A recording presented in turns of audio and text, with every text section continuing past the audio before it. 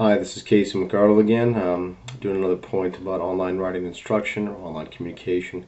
Basically, this particular exercise is an examination of working with chat-based interface with some of your students. If you'd like to have online office hours where they can meet with you online, ask you a couple of questions, you're able to do that.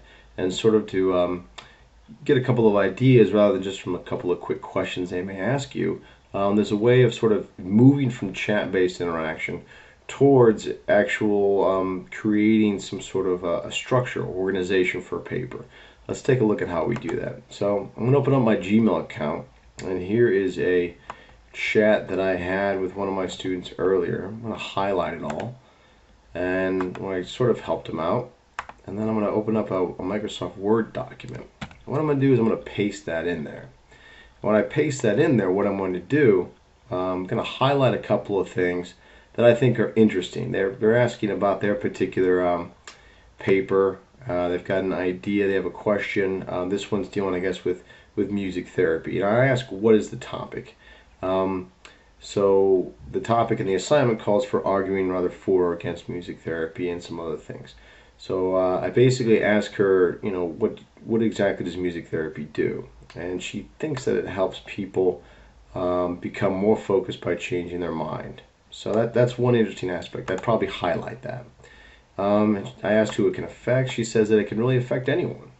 But it mostly focuses on mental disabilities. And one of my questions was, what types of disabilities? And then she lists a couple here: developmental disabilities, ADD, and some others. Then I ask her the simple question, how does it work? Well, people listen to music and they're in a controlled setting. Scientists record their brain activity. So then I ask if there's a lot of studies on it. She says she's found some. I asked her if she went through JSTOR, Erickson, and the others. She says she hasn't. So I ask her basically, try to do that to generate some more information. And then I basically ask her, what is your thesis actually? And she comes up with this particular answer, which is interesting, which can serve as a starting point really. And she believes that music therapy has been documented to have positive effects on those with mental disabilities. So that's at least a starting point. And I sort of say that's a good start. Let's try to look at some other ways and some other articles that might help reshape that. So as I highlight these particular aspects and these points, I would save this particular document, then I would email it to the student. Then I would ask them to come up with probably an outline of some sort, just to get them started, probably before draft, especially the students that might be having difficulty sort of creating a subject or find out exactly what their thesis is and what they want to argue. And one way of doing that is sort of transferring this into a PowerPoint presentation. Well, how can you do that? Well, PowerPoint has slides, and we use slides as a means of sort of being able to set up a particular structure of how that presentation goes. They can also be used much in the way we used to use index cards back in the day, right after we stopped drawing on the interior of caves.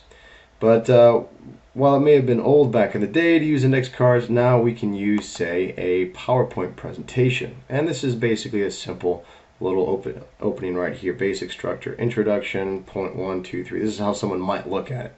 And if you look on the left here, we've sort of got point 1, 2, 3, 4. And depending on the structure or the point that this particular student wants to make with concern for their argument, you might be able to move things around. If you'll notice, I can move 3. I go, 4 might actually be the most effective right here to play with the shape. And 5 is really good, but if we move that up into the middle, that might help balance out the other 2 previous points.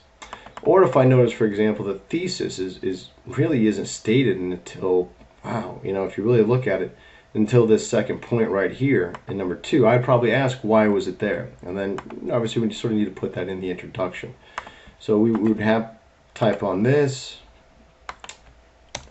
probably ask them to put their thesis in there, which she would do, music therapy, ... and then move on from there. And then we'd sort of, whatever anecdote they wanted to use, then make sure that they sort of reiterate that here in the conclusion.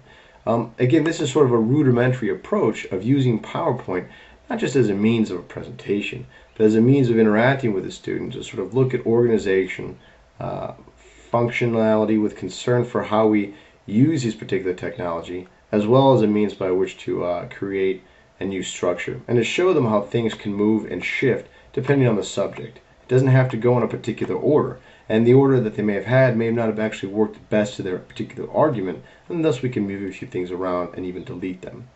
So that's just one example of going from a little chat-based interaction to actually working with a student and having them sort of creating an outline as well.